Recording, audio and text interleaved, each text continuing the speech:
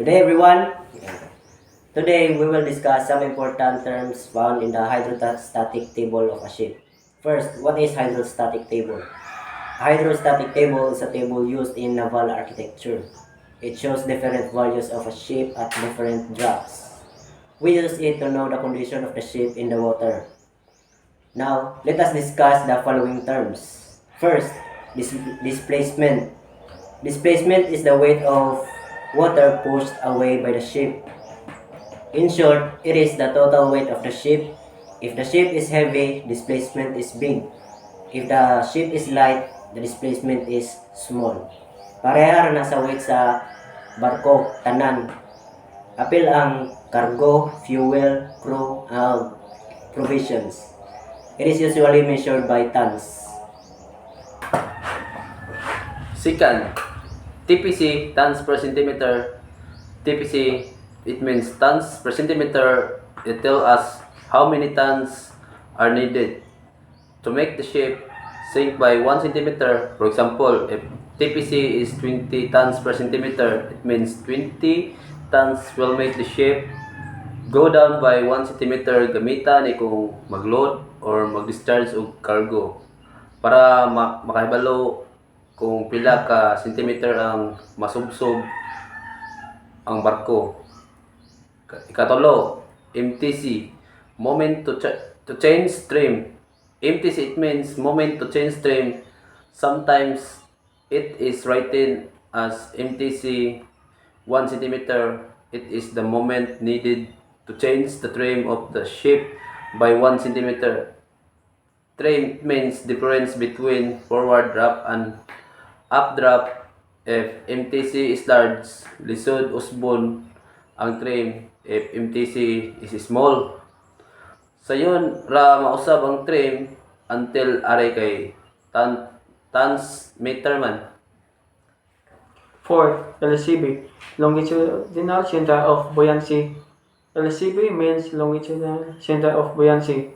It is the center of the buoyant force. Buoyant force is the upward force of water. In simple words, LCB is the center of underwater volume. It is measured in meters from midship ms. If LCB is forward of midship, it is positive forward. It is up of midship, it is negative or up. Ikalima, LCF, Longitudinal Center of Flotation. LCF means Longitudinal Center of Flotation. It is the center of the waterplane area.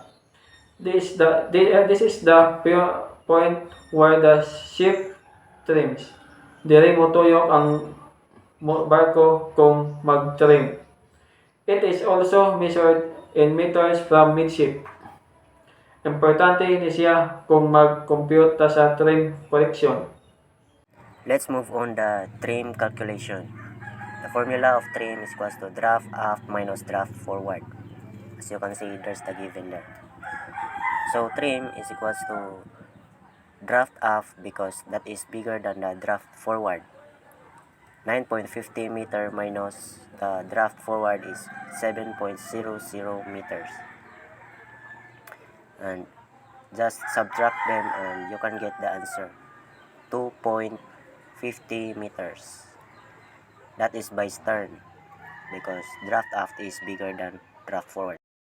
From the hydrostatic table at the mean drop of 7.50 meters column, the value of volume is 30,202 cubic meter and the seawater density is 1.025.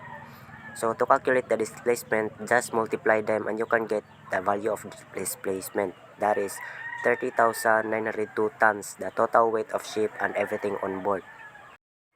The values of the following terms from hydrostatic table at mean draft of 7.50 meters, the displacement is equals to 30,902 tons. The TPC is equals to 49.97 tons per centimeter. The MTC is equals to 562.0 ton meter. The LCV is equals to 0.200 meter from midship. And the LCF is equals to 0.703 meter from midship.